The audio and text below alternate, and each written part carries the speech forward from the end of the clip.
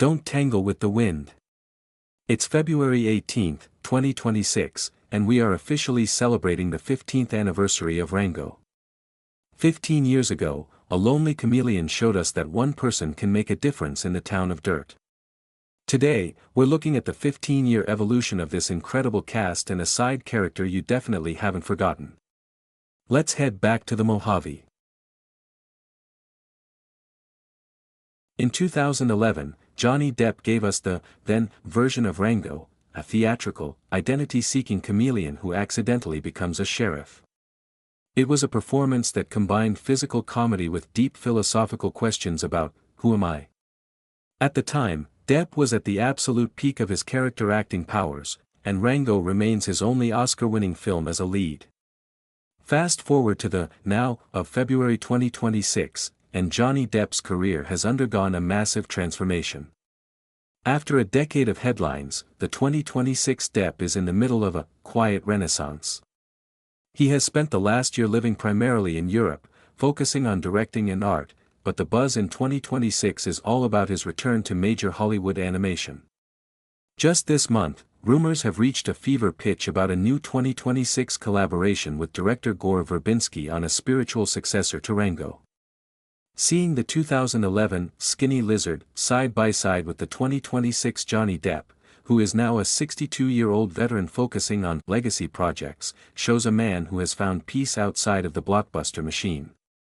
In 2026, he is being celebrated at the Cannes Film Festival for his contributions to independent cinema, but for millions of fans, he will always be the lizard who saved the water. Comparing his 2011 energy to his 2026 grounded, artistic status shows that while the desert is harsh, the legends that survive it are made of something special. He remains the definitive voice of the Weird West, and 15 years later, his performance as Rango is still considered the gold standard for non-Pixar animation. Then we have Beans, the tough-as-nails rancher played by Isla Fisher. In 2011, Beans was the then anchor of the film, a character whose freezing defense mechanism was both hilarious and heartbreaking. Now, in 2026, Isla Fisher is a comedy icon and a powerhouse producer. At 50 years old, she is currently trending for her lead role in the 2026 mystery comedy Wolf Like Me, the final season. Seeing the 2011 Beans next to the 2026 Isla shows an actress who has maintained her incredible comedic timing while becoming a respected mentor in the industry. She remains the soul of the Mojave. You can't mention Rango without Rattlesnake Jake. In 2011, Bill Nighy voiced this, then, symbol of cold-blooded fear. With a Gatling gun for a tail and a voice like gravel, he was the scariest villain in animation. In 2026, Bill Nighy is a 76-year-old Oscar-nominated legend.